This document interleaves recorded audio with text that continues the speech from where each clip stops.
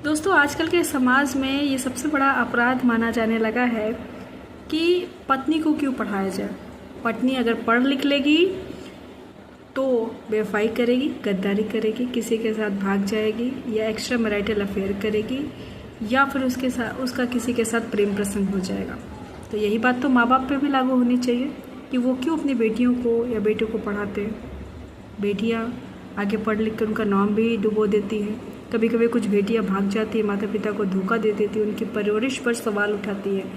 और ख़ास तौर पे बेटे पढ़ लिख कर विदेश चले जाते हैं और अपने माँ बाप को बुढ़ापे में सड़ने के लिए छोड़ देते हैं। कई कई माँ बाप की ऐसी खबरें आई हैं कि उनकी लाश सड़ती रह जाती है पर बेटा देखने तक नहीं आता है। अगर बेटियाँ और बेटियों को पढ़ाना गलत है, बेटियों को पैदा करना भी तो गलत होना चाहिए। हर चीज़ सिर्फ एक तरफा क्यों देखी जाती है दोस्तों। अगर बहुओं को पढ़ाया जाए, अगर वो खुद से पढ़ने का प्रयास कर रही है तो हर किसी को एक कैटेगरी में डालना ये सही नहीं है, क्योंकि बेवफाई गद्दारी तो बेटे भी करते हैं। लेकिन सबसे ज़्यादा बदनाम इस पुरुष प्रधान देश में औरतें ज़्यादा होती हैं, क्योंकि कोई एक गद्दारी करे तो वो कुलक्षणी है। उसने किन किन परिस्थितियों में किया, वो परिस्थितियां हमें जानने की आवश्यकता नहीं, आप लोग खुद समझदार हैं। लेकिन धोखा देना लड़का और लड़की दोनों के केस में उनकी पर्सनल चॉइस होती है, वो जानबूझ के करते हैं। पर ज़रूरी नहीं कि हर किसी की परवरिश इतनी दागदार हो। इतना तो भरोसा माँ बाप भी रखते हैं अपनी बच्चियों को पढ़ाने से पहले।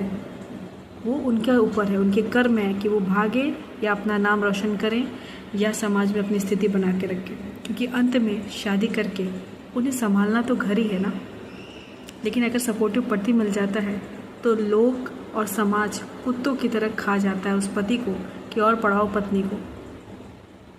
कोई एक गलती फिर आपके ऊपर उंगलियां उठने लगती हैं। क्यों? पुरुषों पे भी तो उंगलियां उठनी चाहिए जो विदेश भाग जाते हैं अपने माँ बाप को छोड़कर।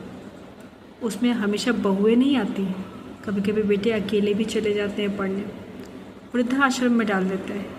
उसमें भी बहुएं केवल नहीं है, बेटा भी जिम्मेदार होता है। इसीलिए किसी को पढ़ाना लिखाना और आगे बढ़ाना ये उसका नसीब है, ये उसकी किस्मत है और आपको सपोर्ट करना चाहिए अगर कोई फल देने वाला वृक्ष बनना चाहता है तो। और अगर आपके साथ गद्दारी करता है तो ये आपका नसीब है। आपको अच्छे कर्म करना नहीं छोड़ने चाहिए।